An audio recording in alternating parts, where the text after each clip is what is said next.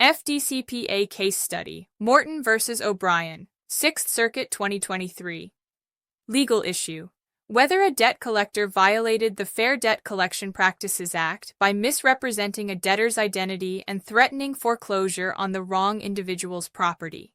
In 2003, Laura B. Morton's adult daughter, Laura L. Morton, took out a $200 loan from Columbus check cashers and failed to repay it.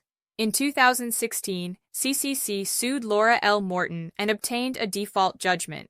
In 2017, Kevin O'Brien, representing CCC, sent a debt collection letter to Laura B. Morton, the mother, stating that a judgment lien had been placed on her property and threatening foreclosure.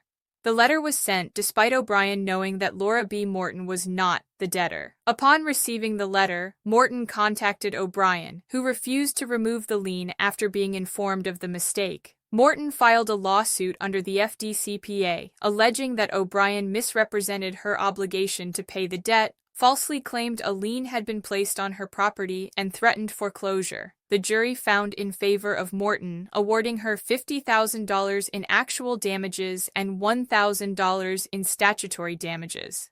The district court also awarded Morton over $88,000 in attorney's fees and costs. O'Brien appealed the decision, challenging the verdict and the attorney's fee award. The Sixth Circuit affirmed the lower court's judgment, finding that O'Brien had waived his ability to challenge the verdict by filing the wrong type of post-verdict motion, and that the attorney's fee award was reasonable. Court's reasoning.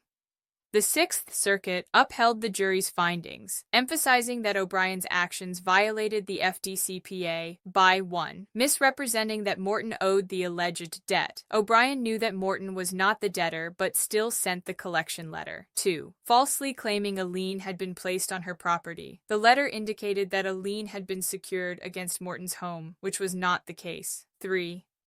Threatening foreclosure on her property. The letter warned of imminent foreclosure, causing undue distress to Morton. The court also affirmed the attorney's fee award, noting that under the FDCPA, successful plaintiffs are entitled to reasonable attorney's fees. Key takeaways. Debt collectors must accurately identify debtors and cannot misrepresent information to third parties. Under the FDCPA, prevailing plaintiffs are entitled to reasonable attorney's fees and costs. Parties must adhere to procedural rules when challenging verdicts. Failure to do so can result in waiving the right to appeal. This case underscores the importance of accurate identification in debt collection practices and the protections afforded to consumers under the FDCPA. It also highlights the potential for significant financial awards, including attorney's fees, for consumers who prevail in such cases. If you are dealing with aggressive debt collection, know you have rights. You can get a free, no-obligation consultation with a Resolve legal plan attorney.